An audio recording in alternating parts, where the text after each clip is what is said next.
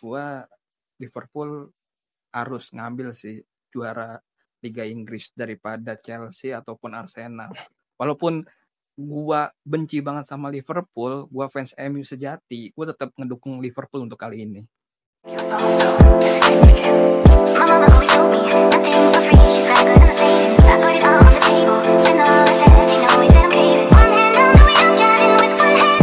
Oke, selamat datang kembali di Al Podcast. Di video kali ini kita bakal membahas sepak bola tadi malam antara Liverpool lawan Newcastle dan MU melawan Arsenal. Di video kali ini kita ada dua narasumber, yaitu ada Atel Gude dan Sachi Cute. Oke, pertama-tama selamat datang untuk Atel Gude dan Sachi Cute di Al Podcast. Dan mungkin pertama-tama kita bakal bahas mau Liverpool Newcastle dulu atau MU Arsenal nih? Mau bahas mana nih? MU aja dulu. MU dulu, oke. Nah, menurut kalian nih, kemarin malam nih MU lawan Arsenal nih, menurut kalian taktik Amorim itu udah jalan atau belum? Atau menurut kalian permainan MU kemarin malam tuh gimana? Menurut kalian berdua nih, mau dimulai dari siapa dulu? Silakan. Dari Atel atau Sachi atau Atel? Mungkin dari gue dulu kali ya. Oke, siap. Ya, karena gue fans MU, gue sebenarnya jujur-jujuran aja nih ya. Pertandingan malam ini tuh gue prediksi Arsenal yang bakal menang.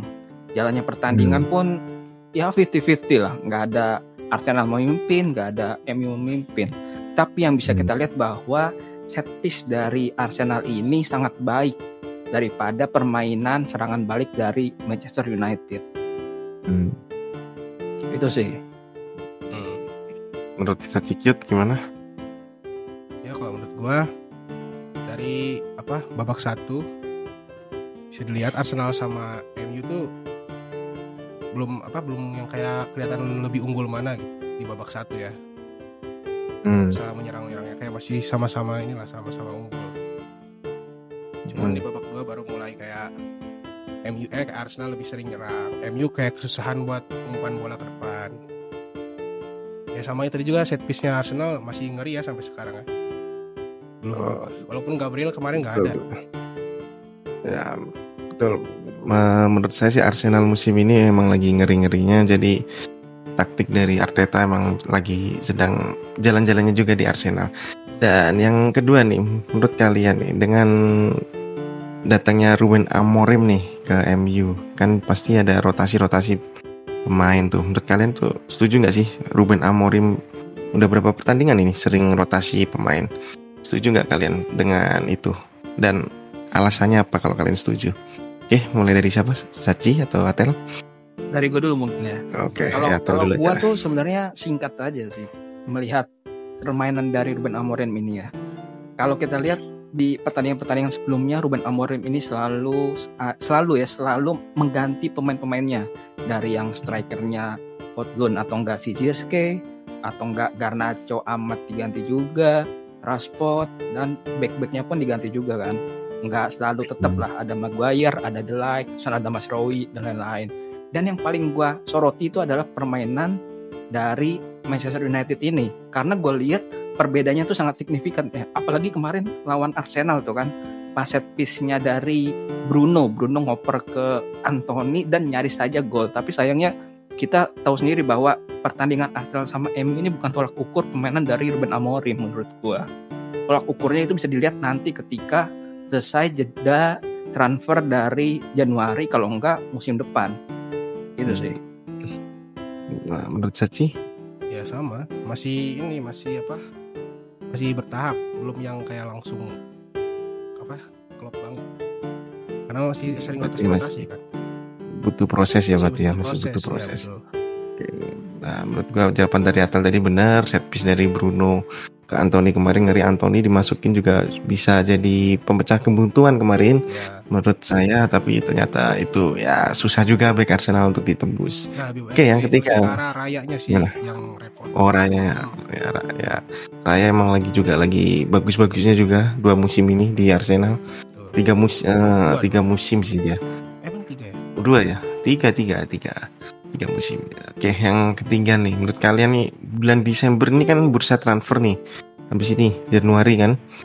Nah, menurut kalian ini siapa nih pemain yang perlu dibuang MU dan perlu datengin siapa MU untuk di musim dingin ini atau di musim panas, dan apa yang perlu diperbaiki oleh Amorim ke depannya?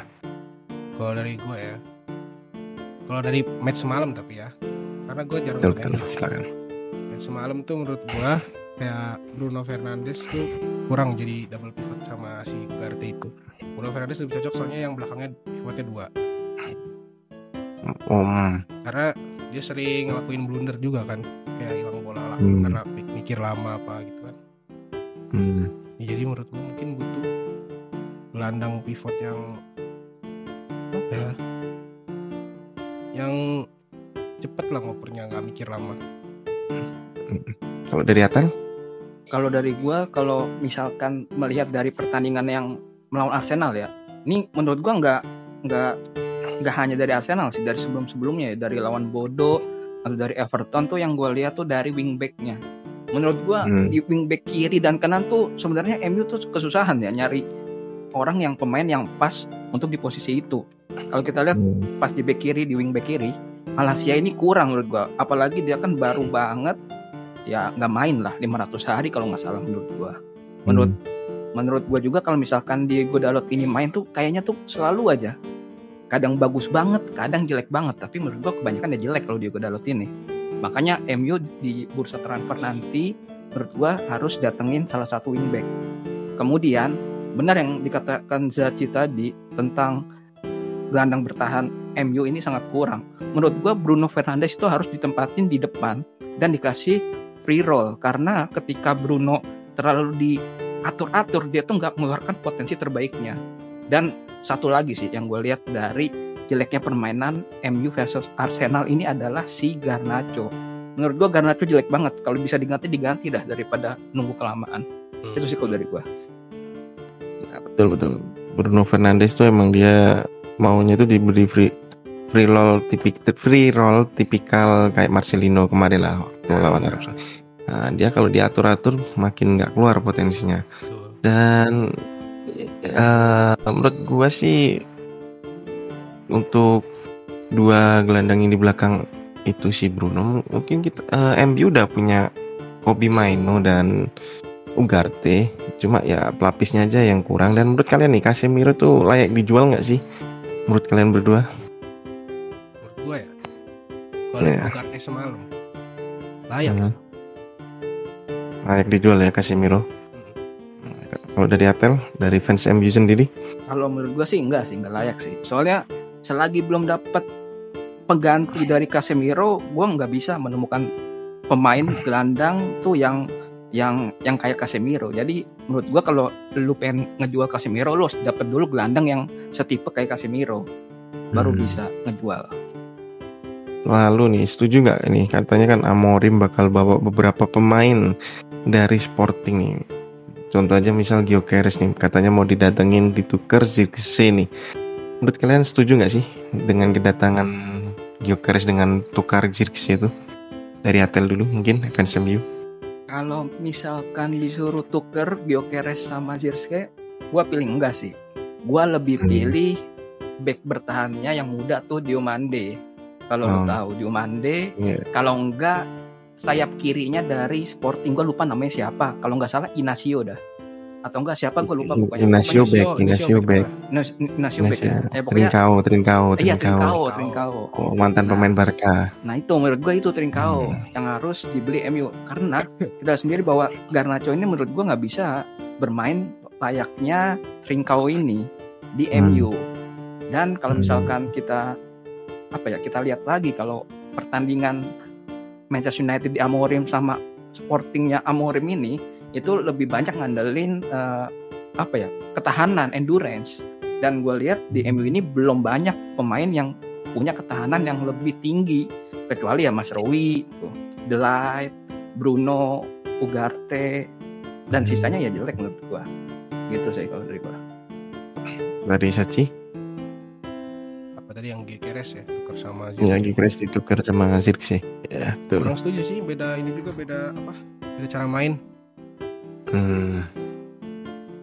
Jadi dari kalian nggak setuju dengan kedatangan Gyökeres ditukar dengan Zirkzee ya berarti. Lebih setujunya dari Atel tadi Diomande ya. Iya. Apalagi kita lihat sendiri kan kalau kalau Zirkzee ini bisa main di IMF, kalau lu bisa ngatur-ngatur pemain lah, lu bisa menempati atau mengganti posisi pemain. Sebenarnya ini Zirkzee ini punya kelebihan, dia bisa menempatkan bola di ruang kosong dan operannya pun bagus-bagus. Kalau kita lihat pas dia ngelawan Everton atau lawan Bodo tuh dia umpannya bagus. Cuman ya itu kalau misalkan disuruh ganti, gue lebih stay sama Højlund dan Zirkzee sih di lini depan MU. Berarti tetap dengan 2 striker itu saja ya, tidak perlu ada penambah. Dan menurut kalian ya, MU ini di akhir musim ini bakal masuk zona Champions League atau Europa League nih, dan atau finish di apa tuh yang bawah sendiri apa kompetisi itu Liga Melon. Conference League ya. Menurut kalian nih MU bakal finish posisi berapa, dan apakah Rashford sampai akhir musim penampilannya bakal tetap bagus atau masih angin-anginan nih? Dari Atel dulu mungkin. Kalau dari gue realistis MU itu bisa di posisi 5 atau enggak 6 ya. Realistis aja dengan pemain yang ada sekarang. Tapi kalau misalkan nambah pemain yang gue tadi bilang di sisi wingback atau enggak di DM, itu gue harap sih MU bisa 4 besar sih. Tapi emang pulang tuh pasti masih ada sih sampai sekarang ini.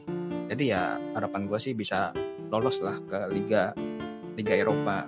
Tapi kalau misalkan dilihat dari liga-liga FA Cup sama Carabao Cup tahun ini, MU itu dapatnya tim-tim yang susah. Kayak kemarin FA Cup tuh ngelawan Arsenal lagi, dan menurut gue itu udah kartu mati, udah kalah pasti nanti. FA Cup, Carabao Cup juga pasti Inter kalah. Jadi menurut gue tahun ini fans MU cuma bisa mengharapkan Liga Eropa doang. Dan itu juga kalau dapat, kalau enggak ya udah nggak apa-apa. Kita di next season aja. Dari Sachi mungkin? Ya mungkin minimal bisa masuk Big Six sih. Big Six. Kalau misalkan nanti pas bursa transfer Januari beli pemain yang benar-benar pakem sama strateginya si Amorim, ya mungkin bisa masuk UCL. Oke, berarti dari kalian optimis untuk Big Six ya untuk MU nih. Dan tadi yang Rashford belum dijawab dari Atel dan Sachi juga. Apakah Rashford musim ini bakal di tangan Amorim penampilannya stabil atau angin-anginan lagi macam di tangan Erik ten Hag? Mungkin dari gue dulu kali ya. Iya betul. Kalau Rashford sih sebenarnya sih gue nggak berharap lebih sama dia ya, karena kita lihat sendiri dia juga mainnya angin-anginan, kadang semangat buat main, apalagi di tandang dia kemarin aja main nggak semangat kalau misalkan gue lihat kemarin pas ngelawan Arsenal. Tapi ketika main di kandang itu dia semangat banget, dan menurut gue tuh yang meningkat performanya di bawah Amorim itu Højlund itu sama si Zirkzee. Sisanya menurut gue kalau Rashford enggak sih, mending dijual deh ke Arsenal. Oke. Kalau menurut Sachi? Ya sama mungkin, soalnya dari yang match kemarin juga kan kelihatan mulai angin-anginan lagi. Kalau menurutku sih Rashford bakal tetap stay aja, karena egonya tinggi juga Rashford itu. Jadi ya bakal angin-anginan terus dia mungkin sampai akhir musim. Dan pemain yang menurut gue paling menonjol saat ini dari bawaan Nistelrooy sampai Amorim, Amad Diallo sih. Amad Diallo ini emang sekarang lagi jadi buah bibir ya, lagi gacor-gacornya juga, dan bisa ya jadi pemecah kebutuhan untuk MU mungkin musim ini ya, daripada Garnacho dan lain-lainnya lah. Oke, untuk MU cukup segini. Lalu kita sekarang bakal ke laga Liverpool lawan Newcastle semalam nih. Menurut kalian gimana pertandingan semalam antara Liverpool dan Newcastle? Performa Liverpool juga semalam gimana? Dari Sachi mungkin, dari fans Liverpool. Kalau Liverpool ya kayak biasa, mereka babak satu kayak coba ngeliatin cara mainnya Newcastle. Nanti baru babak dua kayak langsung yang buat nge-counter taktiknya si Newcastle ini. Kayak match-match sebelum-sebelumnya kayak kemarin lawan City, lawan Madrid, lawan Southampton. Ya sama semua sih, masih sama. Cuman ya gua kemarin tuh ya emang bener sih harus butuh kiper. Alisson cedera belum tentu bisa selamanya kayak leher bagus. Kayak kemarin tuh kan sebenarnya dia bisa nangkep bola tuh, tapi dia loss. Ternyata ada pemain Newcastle di belakang. Ininya kecolongan satu gol. Dari Atel mungkin yang fans berlawanan MU Liverpool gimana? Kalau gue lihat sih Liverpool ini apa ya, kayak pemiliknya tuh pelit ya. Pemain kalau lu lihat ya, pemain di startingnya bagus. Ada Van Dijk, McAllister, terus ada Nunes, Salah, Gakpo, pokoknya bagus-bagus. Coba lu lihat di benchnya ada siapa, jelek-jelek banget. Ada pemain siapa, nggak kenal gue juga sama pemain-pemain yang ada di bench itu. Jadi gue harap sih pemiliknya jangan ngandelin sama taktik atau pemain yang udah diwarisin sama klub sih. Kalau menurut gue harus beli pemain baru yang benar-benar ngangkat. Contohnya aja ketika kemarin kipernya ngelakuin blunder, iya. Itu gimana? Itu lu bisa nyalain kiper? Nggak bisa, soalnya dia kipernya emang kiper noob, nggak bisa ngapa-ngapain dari ini kan. Dia kan masih muda, dia harus butuh jam terbang. Menurut gua kalau kita berada di startingnya Liverpool itu harus bisa menerima pressure yang tinggi, dan menurut gua Kelleher ini nggak bisa menerima pressure itu. Tapi di cadangannya kan itu masih ada Chiesa, lalu ada Wataru Endo. Itu bukan pemain bintang menurut Atel nih. Kiper kan tadi gua ngebahas tentang kipernya. Kiper itu siapa? si Jaros kiper timnas Ceko juga tuh. Iya, tapi kalau misalkan pelatihnya kan milih kan Kelleher, berarti Kelleher yang terbaik kan. Kita lihat sendiri kalau Kelleher kemarin lawan Real Madrid tuh bagus dia mainnya. Nah, lawan tapi City juga bagus. Ketika ngelawan Newcastle kan jelek. Apa perlu pemain muda ini harus memiliki rating yang tinggi-tinggi terus? Kan nggak mungkin kan, pasti ada naiknya ada turunnya. Nah gitu. Karena mentalnya berarti ini performa Kelleher juga sama kayak Onana ya, angin-anginan juga berarti ya. Atau gimana menurut Atel nih? Enggak, kalau Onana sekarang udah bagus. Kalau tahun lalu tuh baru jelek dia. Tapi kemarin lawan Arsenal juga agak kurang menurut saya. Kemarin Arsenal lumayan. Lumayan. Menurut saya kurang ya. Itu jeleknya tuh pas lawan Arsenal tuh bukan Onananya, tapi backnya, betul. Karena nggak bisa nge-counter set piece-nya Arsenal. Nah betul. Berarti nih dari kalian berdua setuju dengan kedatangan kiper baru yang dari Valencia itu kan si siapa? Mamar Desvali itu setuju dari kalian ya. Menurut kalian bisa nggak sih dia bakal jadi pelapis kiper kedua dari Alisson, dari Sachi mungkin? Bisa banget. Lagi kan kemarin waktu di Euro di Georgia bagus banget kan dia mainnya. Bisa. Dari Atel? Menurut gue sih bisa juga sih. Kan dia kan juga kiper utama ya dari Valencia. Jadi dan tipenya pun sama kayak Alisson. Kalau menurut gue lebih baik Alisson dijadiin cadangan dan dia yang dijadiin pemain utama. Soalnya kan kalau dari cedera atau main lagi kan performanya kan nggak tinggi kan. Dia nge-build up performa lagi. Jadi menurut gue ya bagus lah untuk mobilan itu. Oke, berarti kalian lebih setuju condong bahwa Mamar Desvali ini bakal bagus di Liverpool buat gantiin Alisson ya. Tapi menurut gue tidak semua kiper siap untuk bermain di Premier League. Ambil contoh Onana musim lalu. Musim lalu gimana? Buruk banget kan. Jadi nggak bisa kita ambil opini bahwa Mamar Desvali ini bakal bagus. Belum tentu juga. Alisson awal-awal juga busuk. Karius lebih busuk lagi Karius.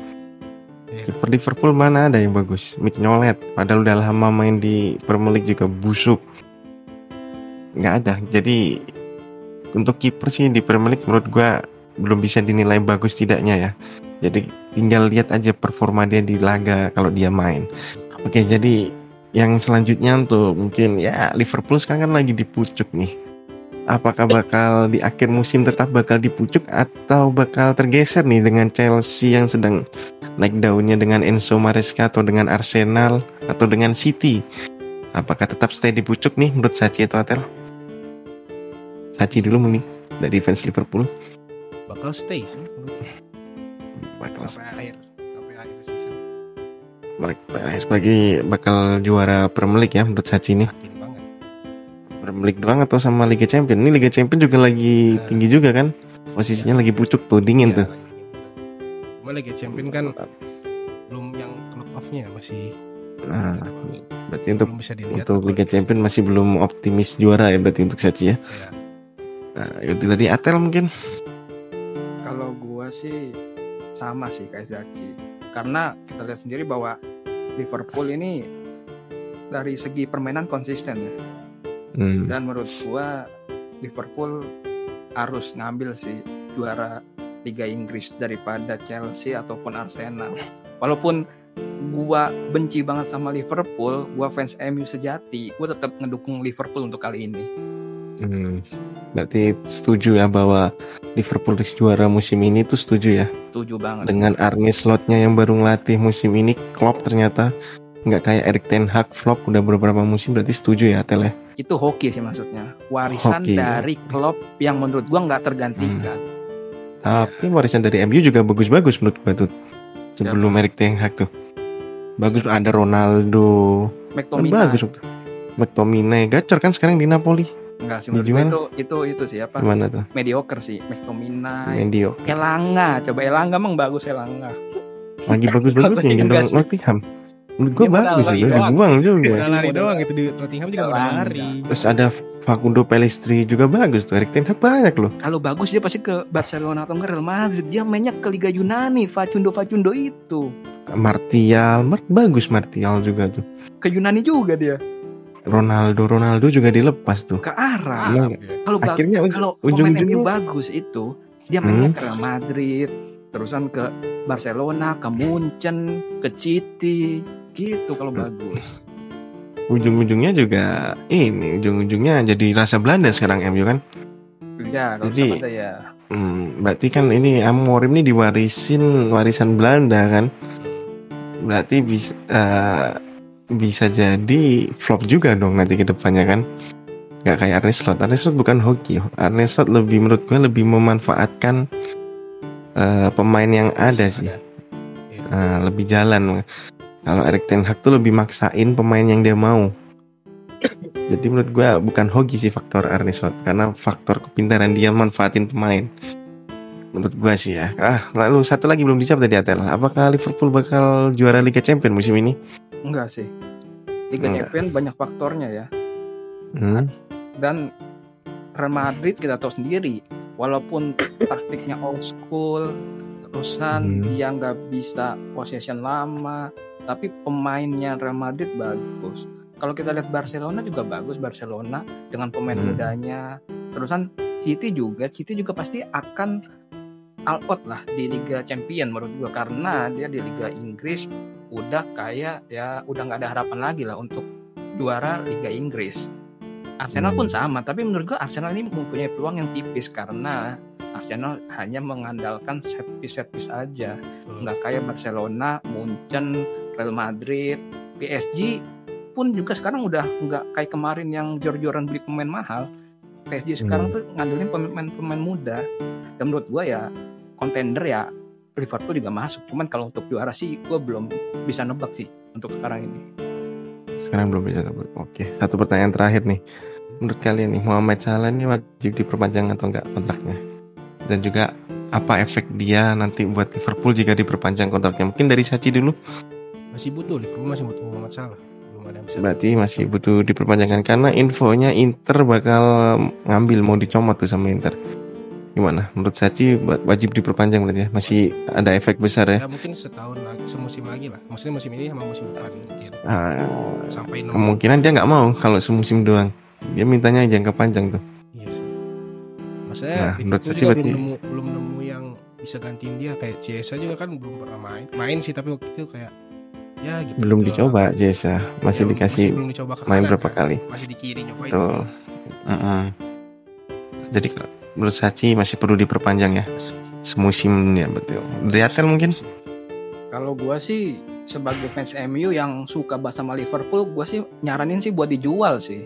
Dijual, oke. Soalnya Muhammad Salah kan udah tua kan, kalau lu lihat-lihat kan udah tua. Terusan gue juga pengen nantang ya Arne Slot itulah. Bisa nggak sih main pakai taktiknya tanpa Muhammad Salah? Karena gue lihat nih sebelum-sebelumnya tuh pasti Muhammad Salah selalu berkontribusi dalam gol maupun assist. Itu yang harusnya dicoba. Berarti untuk Arne Slot. Arne Slot ini macam kayak si Ancelotti zaman ada Ronaldo ya, berarti manfaatin Ronaldo buat juara champion. Zidane juga. Iya. Jadi Zidane, menurut Atel gitu ya. Zidane kalau mainnya di Everton nggak bakal juara champion dia. Ngelatih Everton nggak bakal juara champion. Ancelotti kemarin latih Everton juga datengin James Rodriguez tuh. Ya tapi nggak Liga Champion Everton. Iya betul, malah ke degradasi, ditinggal. Berarti menurut Atel mending dijual ya Mohamed Salah nih. Jual. Misal nih ya pertanyaan terakhir lah ya.